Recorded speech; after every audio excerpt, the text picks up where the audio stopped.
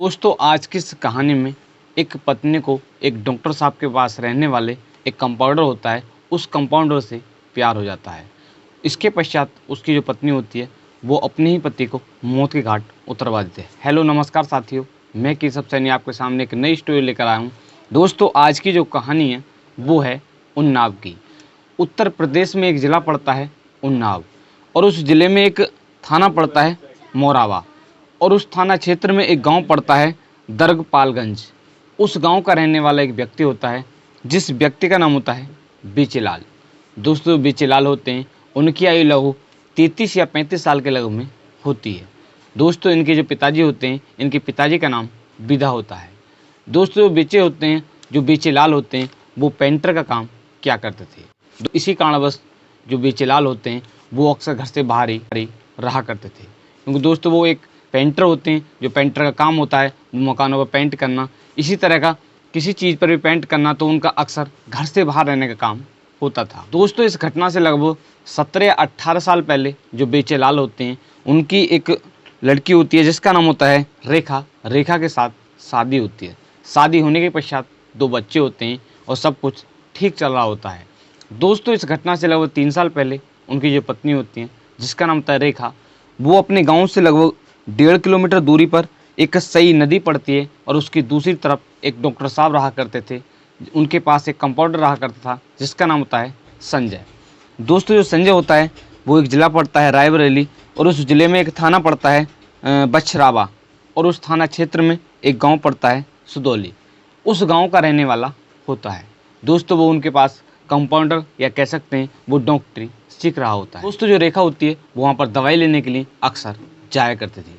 दोस्तों इसी दौरान जो डॉक्टर साहब के पास जो कंपाउंडर होता है उसकी, जिसका नाम होता है संजय, संजय और रेखा की मुलाकात हो जाती है। दोस्तों मुलाकात होने के पश्चात धीरे धीरे इनका प्रेम प्रसंग शुरू हो जाता है। दोस्तों इसके पश्चात जो संजय होता है, जो डॉक्टर साहब का कंपाउंडर होता है, वो रेखा को फ़ोन करने के लिए या फ़ोन पर बात करने के लिए उसे एक मोबाइल फ़ोन देता है, और इसके पश्चात वो लगातार उनका जो प्रेम प्रसंग है वो जारी रहता है। दोस्तों ये प्रेम प्रसंग लगभग 3 साल तक जारी रहता है। दोस्तों इस घटना से कुछ दिन पहले जो बीचेलाल होते हैं उनको इनके प्रेम प्रसंग के बारे में पता चलता है। दोस्तों जैसे ही पता चलता है तो वो अपनी पत्नी को डांटते हैं, समझाते हैं, मगर उनकी जो पत्नी होती है वो फिर भी नहीं मानती है।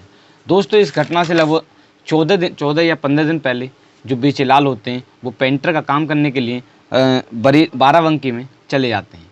पेंटर का काम करने के लिए वो बाराबंकी चले जाते हैं। वहाँ से लगभग 14 या 15 दिन के बाद वो काम कर 30 मई सन 2024 को अपने घर वापस आते हैं।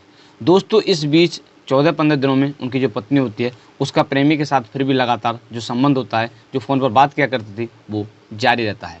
दोस्तों वो इसी बीच अपने जो प्रेमी होता है उससे कहती है कि आप किसी भी तरह मेरा जो पति है उसे रास्ते से हटाएं, क्योंकि वो उनके प्रेम प्रसंग के बीच में बाधक बन रहा था।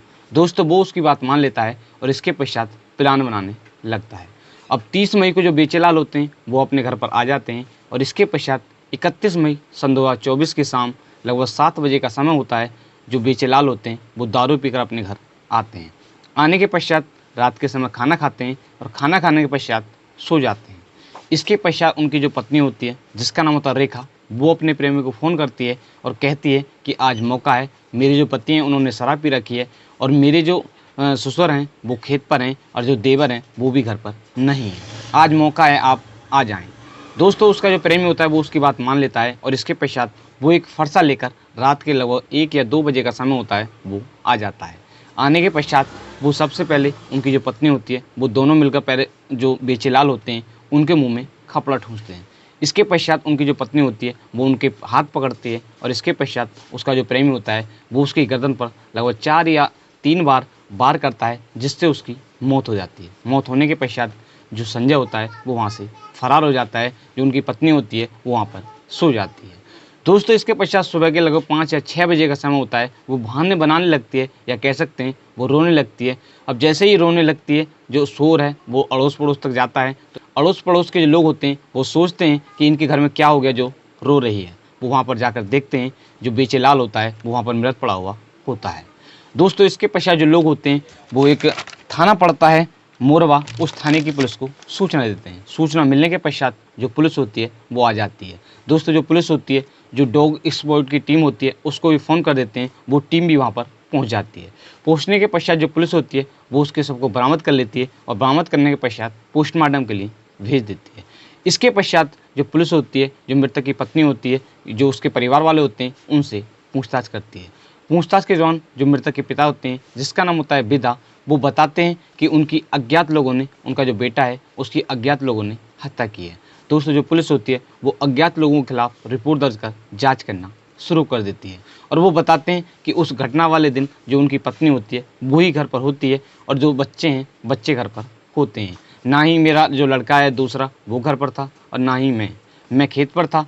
तो इसके पश्चात जो पुलिस होती है वो जांच करना शुरू कर देती है। पुलिस को जांच के दौरान शक होता है कि एक तरफ जो मृतक की पत्नी होती है वो अपने पति के पास में ही सो रही होती है, एक व्यक्ति आता है या कह सकते हैं कोई भी व्यक्ति आता है और उसके पति की हत्या करके चला जाता है, मगर जो पत्नी होती है, पत्नी को कुछ पता कैसे नहीं चलता है। जो पुलिस होती है उसको मृतक की पत्नी पर शक होता है। शक होने के पश्चात जो पुलिस होती है वो उसको पकड़कर थाने ले जाती है और थाने ले जाने के पश्चात उससे पूछताछ करती है। दोस्तों पूछताछ के दौरान वो बार बार मना करती है, मगर जो पुलिस होती है वो उसके फ़ोन को मांगती है।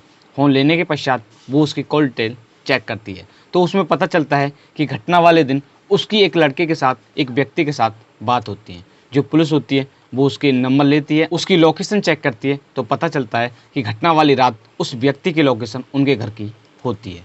दोस्तों जो पुलिस होती है वो लोकेशन के आधार पर जो व्यक्ति होता है, जो एक कंपाउंडर होता है जिसका नाम था संजय, उसको गिरफ्तार कर लेती है। गिरफ्तार करने के पश्चात जो पुलिस होती है वो उससे पूछताछ करती है। दोस्तों अब दोनों आमने सामने आ जाते हैं, जो मृतक की पत्नी होती है और जो कंपाउंडर होता है जिसका नाम था संजय, दोनों को आमने सामने बुलाकर उनसे पूछताछ की जाती है। दोस्तों दोनों बार बार मना करते हैं और जब पुलिस उनसे सख्ती से पूछताछ करती है तो वो जुर्म को कबूल कर लेते हैं और पूरी कहानी के बारे में बताते हैं। मृतक के जो बच्चे हैं उनका रो रो कर बुरा हाल है। दोस्तों जो थाना अध्यक्ष चंद्रकांत जी हैं उन्होंने बताया है कि पुलिस ने 2 जून सन 2024 को इस केस का खुलासा कर दिया है। पुलिस ने जो मृतक की पत्नी होती है जिसका नाम होता है रेखा और जो उसकी प्रेमी होता है जिसका नाम होता है संजय, दोनों को गिरफ्तार कर लिया है और इसके पश्चात उन्हें जेल भेजा है। दोस्तों इनके साथ सख्त से सख्त कार्रवाई की जाएगी। दोस्तों आज की इस कहानी को सुनाने का उद्देश्य आपको परेशान करना नहीं है, सिर्फ आपको जागरूक करना है कि आज हमारे समाज में जो लोग हैं वो किस तरह की हरकत कर रहे हैं। दोस्तों आज की इस कहानी में आपने जाना ही होगा कि एक पत्नी ने कंपाउंडर के चक्कर में, उसके प्यार के चक्कर में अपने ही पति की हत्या कर दी। दोस्तों इस पत्नी को क्या सज़ा होनी चाहिए या आपकी क्या राय है, कमेंट बॉक्स में कर सकते हैं। दोस्तों आज की जो कहानी है, मैंने इस कहानी को पढ़कर तैयार किया है ABP news, Amar Ujala news, संदेशवाहक news, crime तक न्यूज़ और हिंदुस्तान न्यूज़, इन सभी न्यूज़ से पढ़कर इस कहानी को तैयार किया है, जिसका लिंक आपको वीडियो के डिस्क्रिप्शन में मिल जाएगा। दोस्तों हर एक कहानी को सुनाने का उद्देश्य हमारा यही रहता है कि आपको इसके प्रति जागरूक करना है कि आप इस तरह का कोई भी कदम ना उठाएं। दोस्तों अगर आप हमारे YouTube चैनल पर पहली बार आए हों तो चैनल को अवश्य सब्सक्राइब करें, वीडियो को लाइक करें और शेयर करें। दोस्तों आप सभी लोग मस्त रहें, स्वस्थ रहें। मिलते हैं एक नई कहानी के साथ। धन्यवाद।